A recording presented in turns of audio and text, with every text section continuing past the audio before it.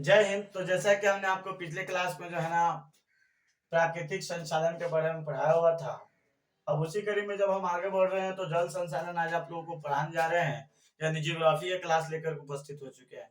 और बहुत ही जल्द जो है आप लोगों को कल जो है पॉलिटी की क्लास मिलेगी, पॉलिटिकल साइंस 12 क्लास की। और उससे आगे जल्द ही जो है हम जियोग्राफी जो है ना जियोग्राफी की क्लास लेकर आने वाले हैं। तो बिना विलंब किए हुए इस क्लास की शुरुआत करते हैं। और ये जो है इस चैप्टर का नाम है जल संसाधन, और जो ये सब्जेक्ट है भूगोल है। तो ये कहा जा रहा है कि एमसीक्यू जो है आज हम आप लोग को टॉप 15 एमसीक्यूज कराने वाले हैं। तो कहा जा रहा है कि बृहद क्षेत्र में जल की उपस्थिति के कारण ही पृथ्वी को कहते हैं, यानी बृहद क्षेत्र में, बृहद मतलब ज्यादा जो है ना क्षेत्र में जो है ना अगर जल की उपस्थिति है तो उसकी वजह से जो है ना हम पृथ्वी को क्या कहते हैं। तो क्या जो है उजला ग्रह कहा जाता है, क्या नीला ग्रह कहा जाता है, क्या लाल ग्रह कहा जाता है, या हरा ग्रह कहा जाता है। तो आप सभी जानते हैं कि बृहद क्षेत्र में जो है ना पृथ्वी पर जल की उपस्थिति के कारण जो है ना पृथ्वी को जो है नीला ग्रह की संज्ञा दी गई है।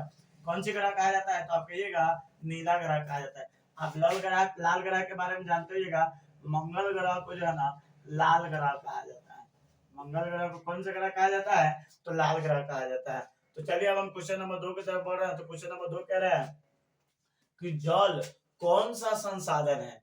तो क्या यह नवीकरणीय संसाधन है, या अनवीकरणीय संसाधन है, या अजैव संसाधन है, या इनमें से कोई नहीं। हमने कहा था कि नवीकरणीय जो संसाधन होते हैं वो सतत होते हैं, यानी जो है ना उसका निर्माण होते रहता है, ये लोग खत्म नहीं हो सकता। लेकिन जो अनवीकरणीय संसाधन है उसका एक बार प्रयोग कर लेने के बाद में उसके निर्माण में हजारों लाखों वर्ष लग जाते हैं। तो जब हम लोग संसाधन पढ़ रहे थे, प्राकृतिक संसाधन पढ़ रहे थे, तो हम आपको बताए थे कि जो जल है वह नवीकरणीय संसाधन है। जल आपको हम यहाँ लिख दे रहे हैं, जल, भूमि, सौर ऊर्जा, पवन ऊर्जा, ज्वारीय ऊर्जा आदि जो है, यह जो है ना ये जो है किसका उदाहरण है, तो आप कहिएगा नवीकरणीय संसाधन का है। लेकिन आपके दिमाग में एक और बात चल रहा होगा कि सर जो है ना अनवीकरणीय संसाधन कौन से है, तो आप कहिएगा कोयला, खनिज खनिज पेट्रोलियम। अब देखिए एक बार देखिए, हम आपने आपको बताया कि पेट्रोलियम, अब बहुत सारे बच्चे सोचेंगे पेट्रोलियम का अर्थ क्या होता है। देखिए जब जो है ना भूमि के नीचे से जो वस्तु प्राप्त होती है ना उसे पेट्रोलियम कहा जाता है। और जब वह उद्योग में जाता है, यानी परिष्करण उसका होता है जो है, तो वहां जाकर के वहां पे अलग अलग जो है ना पेट्रोल बनता है, डीजल बनता है, मोबिल बनता है, अलग अलग प्रकार। फॉर एग्जाम्पल जैसे आप लोग ईख को जानते होइएगा, तो नॉर्मल ईख रहता है, लेकिन वही जब जो है उद्योगों में जाता है तो ईख से गन्ना तैयार हो जाती है, नहीं सॉरी, गन्ना से जो है कहते होता है चीनी तैयार हो जाती है, मीठा तैयार हो जाता है, और भी बहुत सारी चीज तैयार होते हैं, मिश्री तैयार होती है। तो वह ईख है, लेकिन जाने के बाद में उद्योग में उसमें चेंज हुआ, अलग अलग प्रकार बन गया। ठीक उसी तरह से भूमि से जो है पेट्रोलियम प्राप्त किया जाता है, और जब वो परिष्करणशाला में जाता है तो वहां जाकर के वो चेंज होने लगता है। तो ये जो है अनवीकरणीय संसाधन। आगे जब हम पढ़ेंगे, कहा जा रहा है कि विश्व का कितना प्रतिशत जल का आयतन महासागरों में निहित है। यानी विश्व की अगर हम जो जल प्रतिशत का आयतन लेंगे अगर प्रतिशत में, तो कितना प्रतिशत जो जल है वह महासागरों में जो है ना है। तो देखिए आप लोग पढ़े होइएगा कि अगर हम एक बाल्टी जल को मान ले तो उसमें से सिर्फ एक गिलास जग ही हमारे उपयोग लायक है, बाकी हमारे उपयोग के लायक नहीं है। तो एक जो है ना जग ही हमारे पास उपयोग के लायक है। तो क्या 95.5 है, क्या 96.5 है, या 98% है, या 95% है। तो जो इसका सही आंसर होगा वह 96.5% होगा। आगे क्वेश्चन नंबर जो है ना 5 नंबर बहुत बीबीआई क्वेश्चन है। क्वेश्चन नंबर 5 कह रहा है कि किस गोलार्ध को जल गोलार्ध कहा जाता है।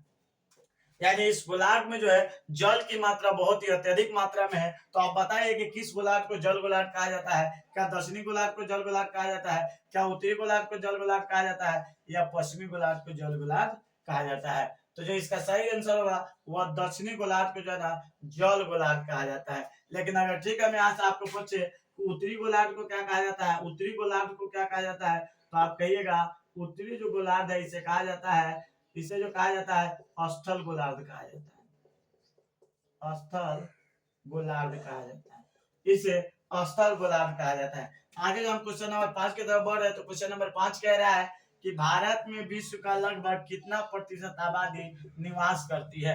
हमने जब आपका ज्योग्राफी एनसीईआरटी को खंगाला तो हमें पता चला कि भारत की जो है ना विश्व का जो है मात्र 16% जनसंख्या निवास करती है। लेकिन अगर हम वर्तमान डेटा की तरफ जाए तो वर्तमान डेटा कहता है कि 17.5% की जनसंख्या जो है ना वो आप जो है ना पूरे विश्व का भारत में निवास करती है। लेकिन यहाँ जो है ना आपका जो एनसीईआरटी में 16% दिया गया है, इसलिए हमें 16% सही मानना होगा। लेकिन अगर जो है ना अगर कहीं आपसे जो है ना 16 के जगह पर 18 है और ऑप्शन में जो है ना 25, 10, 35 है तो आप इसके इर्द जाइएगा, 16 से थोड़ा सा ऊपर वाला के पास जाइएगा तो आप 18 सही चेक कर लीजिएगा। अगर 17 दिया है तो आप 17 चेक कर लीजिएगा। चलिए अब हम क्वेश्चन नंबर 6 की तरफ बढ़ रहे हैं। तो कह रहा है क्वेश्चन नंबर ध्यान से सुनिएगा, आप पढ़िए। विश्व की बड़ी नदियों में ब्रह्मपुत्र का कौन सा स्थान है? यानी अगर विश्व की जो है ना सबसे बड़ी टॉप 10 नदी को मान लिया जाए तो उसमें जो है ना ब्रह्मपुत्र का कौन सा स्थान प्राप्त होता है? तो क्या जो है यह 8वें स्थान प्राप्त है, क्या 7वें स्थान प्राप्त है और 10वें स्थान प्राप्त है या 15वें स्थान प्राप्त है? तो देखिए हम आप लोगों को लिखवा रहे हैं, इसको आप नोट कर लीजिए। अगर जो है ना यहाँ से 2 सवाल पूछा जाता है, विश्व की बड़ी नदियों में ब्रह्मपुत्र का कौन सा स्थान है, तो आप कहिएगा 8वां। अगर यही अगर आपसे सवाल में पूछ दे कि गंगा का कौन सा स्थान है, गंगा का कौन सा स्थान है, तो आप कहिएगा 10वां। विश्व की बड़ी नदियों में जो है ना गंगा का स्थान 10वां है जबकि ब्रह्मपुत्र का स्थान 8वां है। तो इसका जो सही आंसर होगा वह 7वें जाएगी।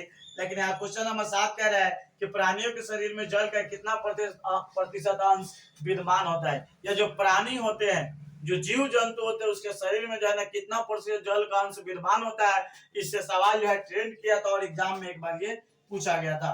तो क्या इसका सही आंसर 50% होगा, क्या इसका सही आंसर 65% होगा या 85% होगा या 99% होगा? तो जो देखिए प्राणियों के शरीर में जो है ना जल का अंश जो है ना 65% विद्यमान होता है। लेकिन यही अगर आपसे सवाल पूछ दे कि पेड़ पौधे के शरीर में, पेड़ पौधे के शरीर में, पेड़ पौधे के शरीर में कितना प्रतिशत जो है ना जल का अंश विद्यमान होता है? तो यह जो है ना 65 से लेकर के 99% के बीच जो है ना पेड़ पौधे के शरीर में जो है ना जल का अंश विद्यमान होता है। तो यहाँ ध्यान रखने की बात है कि अगर आपसे पूछा जाए कि प्राणियों के शरीर में कितना प्रतिशत जल का अंश विद्यमान होता है तो आप कहिएगा 65%। लेकिन यही सवाल आपसे पूछ दिया जाए कि पेड़ पौधे के जो है ना शरीर में कितना, पेड़ पौधे में जो है कितना प्रतिशत जल का अंश विद्यमान होता है, तो आप कहिएगा 65 से 99%। आगे क्वेश्चन हम लोग आगे की तरफ बढ़ रहे हैं। तो कहा जा रहा है कि बिहार का शोक किस नदी को कहा जाता है? देखिए जब हम लोग पढ़ रहे थे मृदा संसाधन में तो हमने आपको बताया था कि बिहार का शोक जो है ना कोसी नदी को कहा जाता है, क्योंकि कोसी नदी के द्वारा जो है ना बिहार में जो है ना काफी जो है ना भयानक समझ सकते हैं कि बाढ़ें आती है, विध्वंसकारी होते हैं, जिससे लोगों को जान माल की क्षति होती है। तो आप कहिएगा कोसी नदी। लेकिन हम थोड़ा सा गंगा नदी की बात करते हैं। तो गंगा नदी की जो है लंबाई जो है 2525 किलोमीटर है। आगे जब हम तो हम लोग क्वेश्चन नंबर 9 की तरफ बढ़ रहे हैं। तो क्वेश्चन नंबर 9 कह रहा है कि भूमिगत जल का कितना प्रतिशत भाग संचय वर्षा जल संचय, वर्षा मतलब जो है ना इसका मतलब समझिए कि जो वर्षा से जो पानी आती है तो कितना प्रतिशत जो भाग है ना भूमि के नीचे जाता है।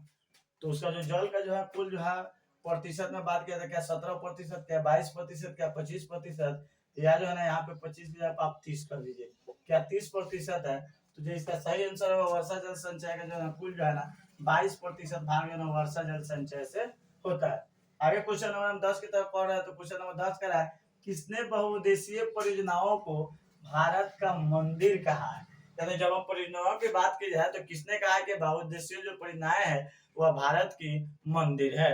तो क्या जो है डॉक्टर राजेंद्र प्रसाद ने कहा है, क्या महात्मा गांधी ने कहा है, क्या एपीजे अब्दुल कलाम आजाद ने कहा है या नेहरू ने कहा है? तो जो इसका सही आंसर होगा वो पंडित नेहरू ने कहा था कि जो ना बहुउद्देशीय परियोजनाओं को आधुनिक भारत का मंदिर कहा था। लेकिन अगर एपीजे अब्दुल कलाम आजाद की बात की जाए तो उन्होंने कहा था कि बिहार के विकास के बिना, बिहार के विकास के बिना, बिहार के विकास के बिना भारत का विकास संभव नहीं है। यानी अगर बिहार का विकास तेजी से नहीं होगा तो भारत का विकास तेजी से संभव नहीं है। आपको महात्मा गांधी का कथन याद होगा कि हमारे पास पेट भरने के लिए तो बहुत कुछ है लेकिन पेटी भरने के लिए कुछ नहीं है।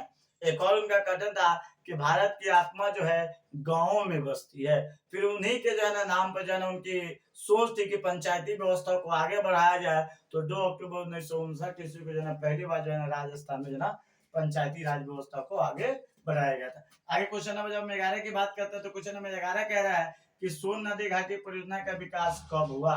यानी सोन नदी जो घाटी परियोजना था इसका विकास कब हुआ?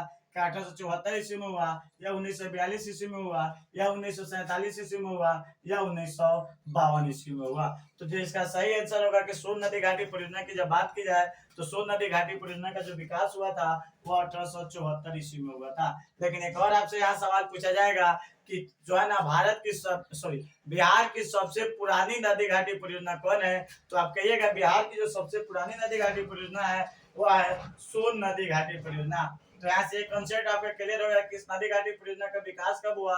तो 1874 ईस्वी में। और सबसे पुरानी नदी घाटी परियोजना कौन है? तो आप कहिएगा सोन नदी घाटी परियोजना।